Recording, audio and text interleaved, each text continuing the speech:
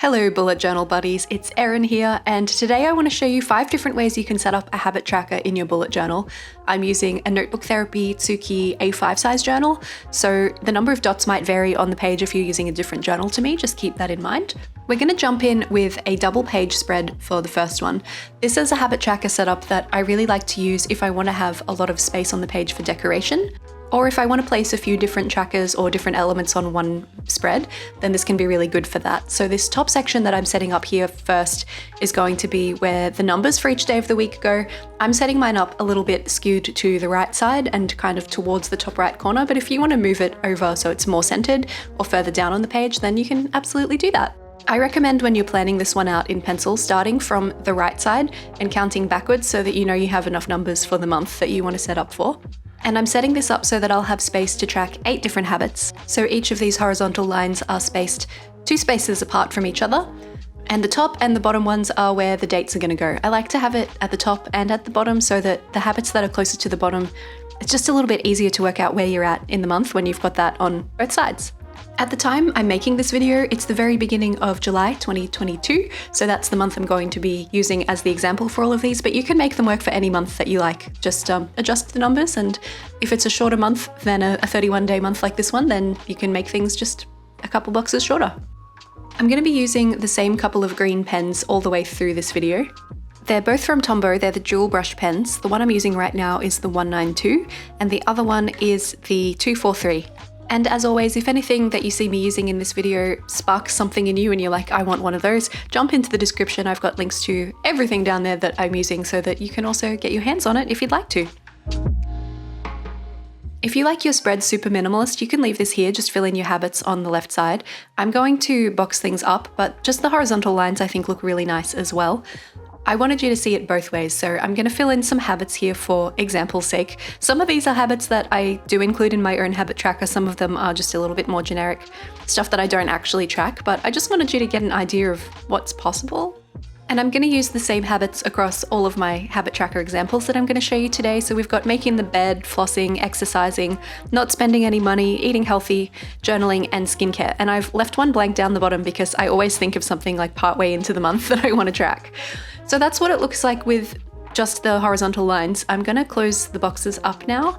I'm using a Pigma Micron 03 pen for all of my fine liner purposes throughout this video.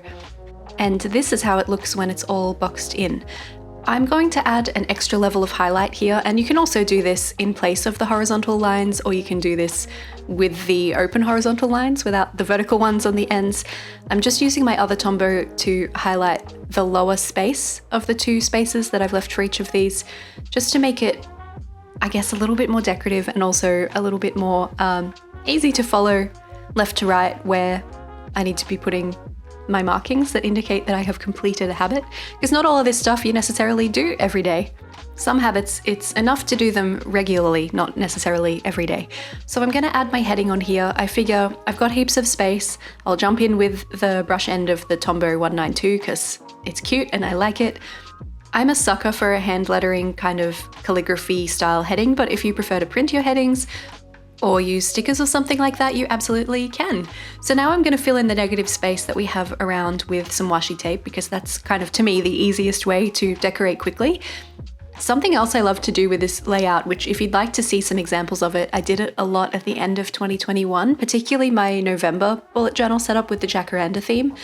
I like to fill in that space with my mood tracker in some kind of illustrative way, so I'll have a flower to color in for every day or something like that, and then it's this really cute multi-purpose adorable spread that's like decorated but also really functional, and I don't know, I really like that. That's the habit tracker 2-page spread. Here's a little bit of an idea of how I would use this one. So I'm grabbing my fine liner. I like to just do my habit trackers with the fine liner because I find that's easier. I'll show you some other options if you want a little bit more color later on, but I like to just put a little dot. But if you prefer a cross, or you want to put a circle or a tick, then you can absolutely do that too, whatever makes you happy. I feel like you get the idea. Let's carry on to our next one, which is a single page habit tracker instead.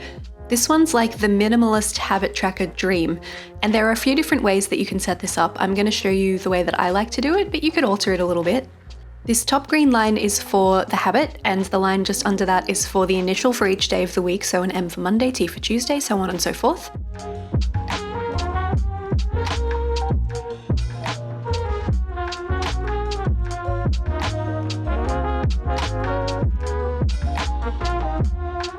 And then I'm adding the number for each day of the week underneath that. So July starts on a Friday, so I'm putting the 1 underneath the F and carrying that on until I hit the 31, which is the 31 days of July. So in the end, we'll have 7 spaces, top to bottom. There'll be the title, the initials for each day of the week, and then 5 rows of numbers.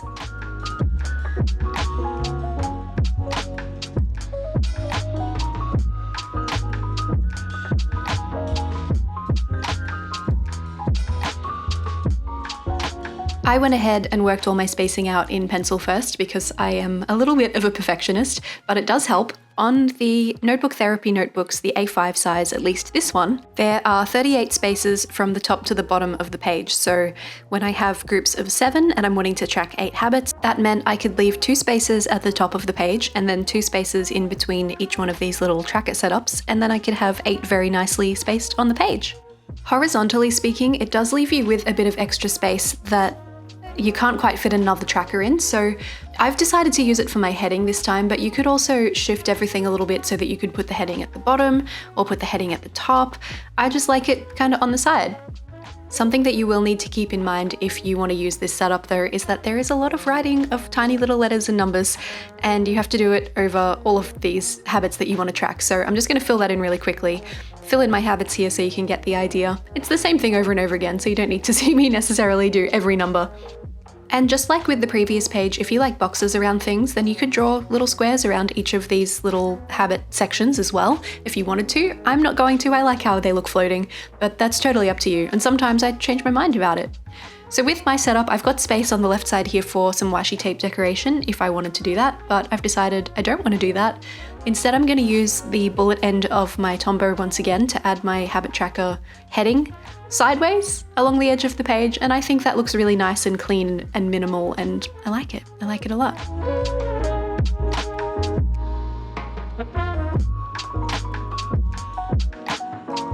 Now we've set the tracker up, how do we actually use it? So for my fine liner BBs who don't like to carry extra pens around with them if you take your bullet journal out, I would just circle the number on this one.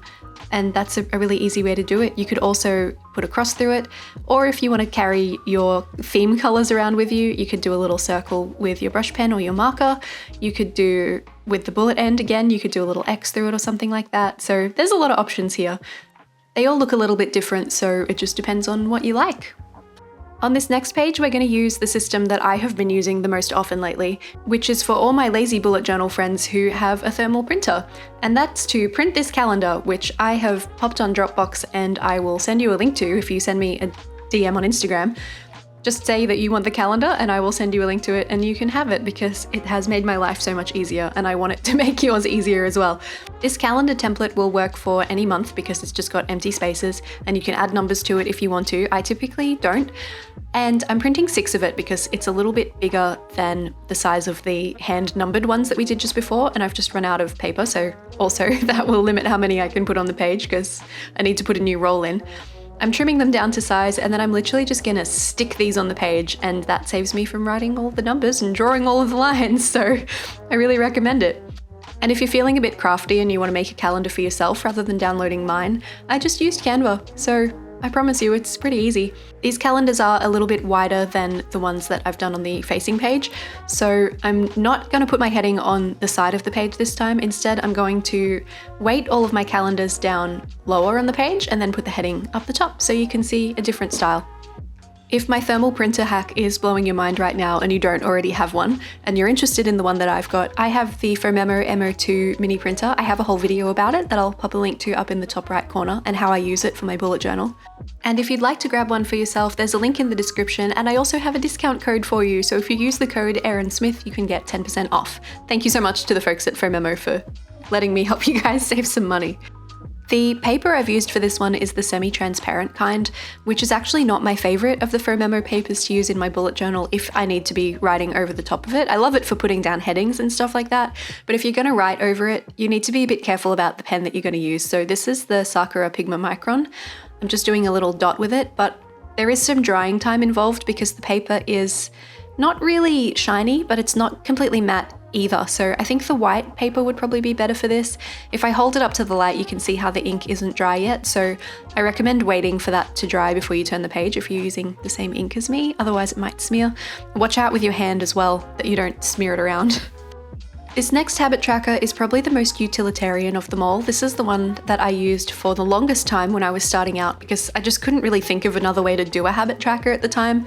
It's kind of similar to the first one, except that it's only on one page, and you need to turn your book sideways to do this, so you'll have to work out which way feels more comfortable to you.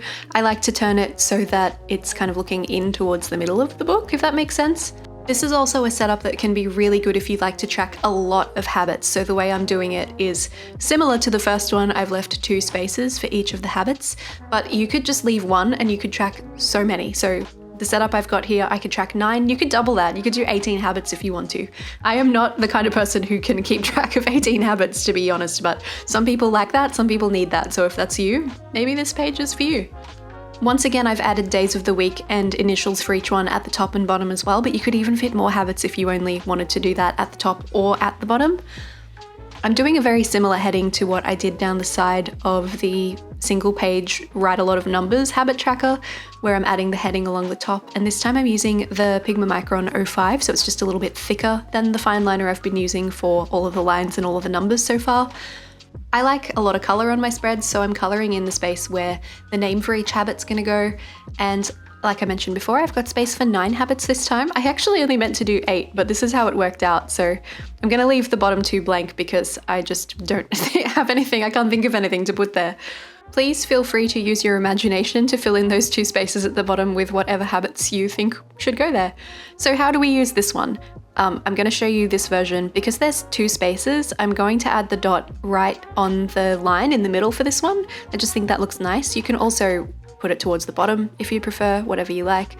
I've done some dots with the fine liner, I've tried some dots with my Tombow, and I've done some little ticks. You could also just make like a mark with your brush pen, that could work as well. So many options here.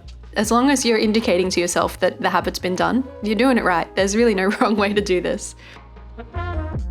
And we've got one more single page habit tracker left. This one, in terms of space using in your journal, is probably the most economical because you have a lot of space around it on the page. You could fit a lot of habits this way too if you like, but your hand might get really tired, fair warning. I absolutely love this setup if you want to have a lot of space to decorate though. I'm just going to warm up my fingers here because I'm about to jump into time lapse because I need to write the numbers for every day over and over again. Because July has 31 days, I'm putting 1 through 16 on the top line and then 17 to 31 on the bottom line, and then there's just an extra space under the 16 for each of these habits. That's the best way I've worked out how to do this. I do prefer a 28 or a 30-day month on this kind of tracker for that reason, but I wanted to show you can still make it work. Heaps of space at the bottom for doodles or maybe a goal section or something if you wanted to. I'm just going to add some washi tape. All the washi tapes I've used in this video are from the Washi Tape Shop's fragrance floral collection, in case you were wondering. I have links to those down below as well, and also a discount code for them too in case you'd like to get your hands on anything from the Washi Tape Shop. All their washi tapes are amazing. I have once again left enough space for 9 habits, so again, just fill in those bottom 2 with your mind, I guess. And I don't know about you, but I really need somewhere to put the initial for each day, just because I'm more likely to remember if I did the habit on Friday than if I did the habit on the 1st, if that makes sense. So I'm adding a space for that. I had to get a bit creative for this one, but this is how I did it in my own journal when I was using this setup a few years ago, is I put a gap on the top and the bottom, just of 1 space, and I'm putting the initials for the top row along the top, and then the initials for the bottom row of numbers on the bottom. So Friday the 1st, so on and so forth, to Saturday the 16th, and then Sunday the 17th, I'm putting the S for the Sunday down below, if that makes sense. Really similar to some of the others here. If you want to use your brush pen or a marker to highlight the days that you do the habit, just do it like that. If you want to do a little circle or a cross or something like that with your fine liner, I am just too lazy to carry multiple pens around with me. And if I'm taking my journal out of the house, like, I don't want to carry extra stuff, so I just like to use my fine liner to put a little cross or even cross hatch it, shade it in. And that's it for these 5 different ways to add a habit tracker to your bullet journal. I hope one of these, or maybe several of them, have resonated with you. And if you do recreate any of these, please tag me. I'd love to see. I'm on Instagram at erinsmith.art. I'm also obviously here on YouTube. You already found me. Don't forget to hit like on this video if you enjoyed it so that YouTube will show it to some other people, because that really helps me out. And I hope to catch you in another bullet journal video very soon. I put one up every Monday, so do stick around for that. Thank you. Bye.